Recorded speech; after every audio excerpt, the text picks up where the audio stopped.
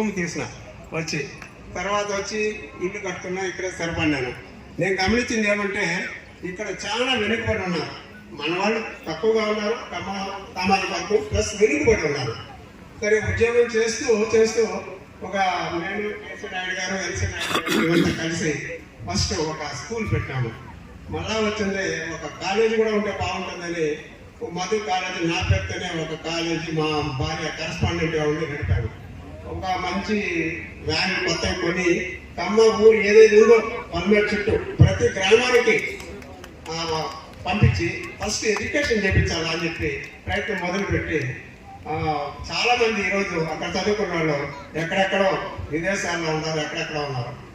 మళ్ళీ కారణాంతాల వల్ల మళ్ళీ దాన్ని నడపలేకుండా వేరే వాళ్ళకు అప్పచెప్పినాను. ఇప్పుడు ఈ ముఖ్యంగా కమ్మ కులాల గురించి చెప్పించుకోవాలంటే మన సమాజానికి, దేశానికి, రాష్ట్రానికి వెన్నుముక కమ్మ కులం. మనము మన కోసమే కాదు, మన చుట్టూ ఉండే వాళ్ళ కోసము అందరి కోసం పనిచేస్తాము. అది కాకుండా కూడా కొంచెం మొండితనం మన దగ్గర, మన అర్థంలోనే మొండితనం ఉంది. ఏదైనా పట్టుకుంటే కానీ వదలడం, అది ఏమన్నా కానీ అది సాధించాలా, అట్లా మొండితనం ఉంది. ఎక్కడ ఎలాంటి వాళ్ళైనా అవసరం వస్తే ఎదిరించే తత్వం ఉంది. ఇట్లా కొన్ని గుణాలు చెప్పుకుంటూ పోతే ఎవరికి లేని ప్రత్యేకతలు ఉన్నాయి. అయినా కూడా ఇటీవల జరిగిన కొంతకాలంగా జరిగిన సంఘటనలు అవి చూస్తే చాలా బాధేస్తుంది. ఏమంటే ఒక వర్గాన్ని, ఇంత ముఖ్యమైన అన్ని రంగాల్లో ముందుకు పోతూ ఉండే ఒక వర్గాన్ని తక్కువ చేసేది చూపించినారు ఈ ఇటీవల కాలంలో. సరే అదృష్టవశాత్తు ఎన్టీ రామారావు పెట్టినటువంటి ఆ పార్టీ అది మర్రి గోడల్లా నాటుకొని పోయింది. అది ఎప్పుడు ఈ భూమి ఉన్నంత కాలం ఉంటుంది. మన సామాజిక వర్గానికి ప్రత్యేకత ఎటు తిరిగి ఎవరి వల్ల కాదు దీన్ని తీసేసేదానికి. అదేవిధంగా మనం ఈ సామాజిక వర్గం వచ్చి ఆజానుబాహులు, అందమైన వాళ్ళు, సినిమా రంగంలో చూస్తే మొత్తము వాళ్ళే, హీరోలంతా వాళ్ళే, హీరోయిన్లంతా వాళ్ళే.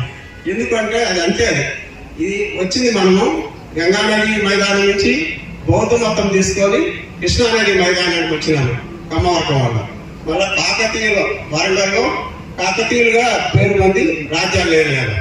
తర్వాత ముస్లింలు వంశస్థులు, కాపాయ వంశస్థులు, అలాగా అక్కడ మళ్ళా వరంగల్ నుంచి అక్కడ ముస్లింస్ ఓడించిన దాని వల్ల హరిహరాయలు, బొక్కరాయలు అనేవాళ్ళు మన అక్కడ కజరి అంటే ఖజానాకు కాపలా ఉండేవాళ్ళు హంపి దగ్గర. అక్కడ పోయి ఒక కొండ మీద పోయి ఆ డబ్బంతా ఎత్తుకొని పోయి మళ్ళా సామ్రాజ్యాన్ని పెట్టాలని హంపి విజయనగరాన్ని ఏర్పాటు చేస్తాం. సంగం వంశం వాళ్ళు, హరిహరాయలు, బొక్కరాయలు, కమ్మవారు. ఆ విజయనగర సామ్రాజ్యం స్థాపించిందే కమ్మవారు. అలాగే అక్కడ కొన్ని సంవత్సరాలు, అక్కడ 300 సంవత్సరాలు విదేశీయులను ఎదిరించి, ముస్లింలను ఎదిరించి పరిపాలన సాగించిన దాంట్లో ప్రధానమైన పాత్ర కమ్మవాళ్ళు. వాళ్ళు సేనాధిపతులుగా ఉన్నారు. కమ్మ వాళ్ళందరూ సేనాధిపతులే, ఎక్కువ మంది యుద్ధం చేసేవాళ్ళు. దాంట్లో ప్రముఖమైన ఆయన శ్రీకృష్ణ దగ్గర ఉన్న ఆయన ప్రధాన సేనాధిపతి పెమ్మసాని రామాంజన్ నాయుడు. ఆ పెమ్మసాని వంశం అనేది ఈ పొద్దు కూడా ఎక్కడెక్కడ ఉన్నారు, రాష్ట్రం అంతా గండికోట్ల పరమాన్ని పరిపాలించినారు. ఎప్పుడైతే విజయనగర సామ్రాజ్యం మళ్ళా ముస్లింస్ ఆక్రమించుకున్నప్పుడు శ్రీకృష్ణదేవరాయలు దక్షిణాపథం యాత్ర చేసినప్పుడు తంజావూరు దాకా కమ్మవాళ్ళు యుద్ధం చేసుకుని గెలుస్తూ పోతా ఉంటే వాపసు వచ్చేటప్పుడు వీళ్ళు చేసిన వీరోచితమైన పోరాటాలని గుర్తు పెట్టుకొని ప్రతి ఒక్కరిని ఒక్కొక్క ఊర్లో ఒక్కొక్క వంశం వాళ్ళని పెట్టుకుంటూ వచ్చారు. అట్లా తమిళనాడు అంతా కూడా కమ్మవారు స్థిరపడినారు. అట్లా మనం ఎక్కడైనా సరే ఒక కోట ఉంటే ఆ కోట దగ్గర కమ్మవాళ్ళ ఊర్లు ఉంటాయి, ఇప్పుడు కూడా ఉన్నాయి. గుర్రంకొండ కానీ, మదనపల్లి కానీ, చిత్తూరు కానీ, చిత్తూరు హాస్పిటల్ ఒక కోట, వేలూరు కానీ, ఎక్కడ కోట ఉంటే అక్కడ కమ్మవారు ఉన్నారు. చంద్రగిరి కానీ ఇట్లా. ఇది కమ్మవారి వంశము, కమ్మవారి చాలా ఘనమైన చరిత్ర. ఇది ఈ చరిత్రని మనము అప్పుడప్పుడు మనం స్మరించుకోవాలి. ఎందుకంటే మనం గొప్పగా బతికినాము, మనం 10 మందికి అన్నం పెట్టినాము, 10 మందికి దారి చూపించినాము. ప్రతి రంగంలోనూ కూడా ఇప్పుడు ఎక్కడ పోయినా ప్రపంచం అంతా కూడా ప్రతి రంగంలోనూ కూడా డాక్టర్లు కానీ, ఇంజనీర్లు కానీ, ఎవరు కానీ కమ్మవాళ్ళే ఉన్నారు.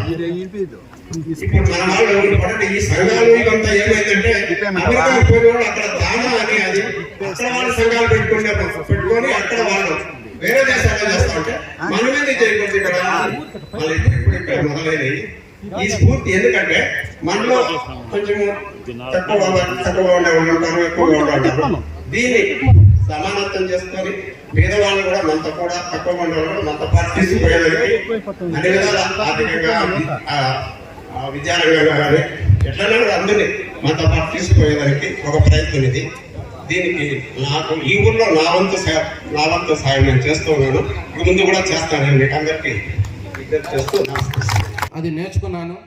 అదే ఇక్కడ మా గురువు చెప్పినట్లు చంద్రశేఖర్ సార్, ఎల్సీ నాయుడు గారు, కేసీ నాయుడు గారు ఆధ్వర్యంలో నేను శిష్యుడు. ఈరోజు ఈ స్టేజ్కి రావడానికి కూడా వీళ్ళే కారకులు. అదేవిధంగా మన రామన్న గారు ఒకే ఏరియా నుంచి వచ్చినందుకు మనకి కమ్మ సంఘానికి బలం చేకూరుతుంది. చెప్పినాం కదా, చెప్పినట్లు దీన్ని ఇంతటితో ఆగనిచ్చాం.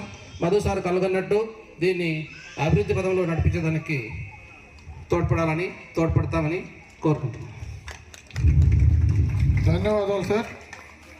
మనకి మధుసూదన్ రావు సార్ గారు మొదటగా మనకి ఎక్కడో ఒక చోట ఒక స్థలం ఉండాలి అని చాలా రోజుల నుంచి చెప్తున్నాడు. అయితే అది కొంచెం మెయిన్ రోడ్డుకి కాస్త దూరంగా ఉందని మనం అనుకుంటూ వచ్చాం.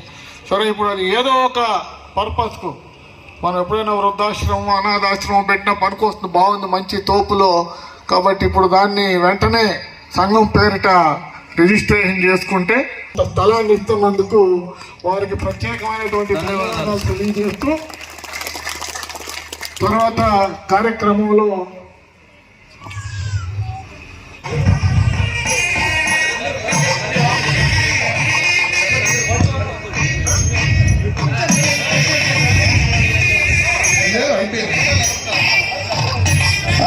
భోజనానంతరం అందరూ కూడా మరొక అర్ధగంట ఇక్కడ కూర్చుంటే పిల్లలు కొన్ని సాంస్కృతిక కార్యక్రమాలు ఉన్నాయంట, వాటిని కూడా చూసిన తర్వాత మనం ఇళ్ళకి వెళ్ళడానికి అవకాశం ఉంటుంది. కాబట్టి దయచేసి అందరూ భోజనం చేసిన తర్వాత ఇక్కడికి రావాల్సిందిగా కోరుతున్నాం. రాధానాయుడు గారిని సన్మానించాల్సిందిగా కోరుతున్నాం.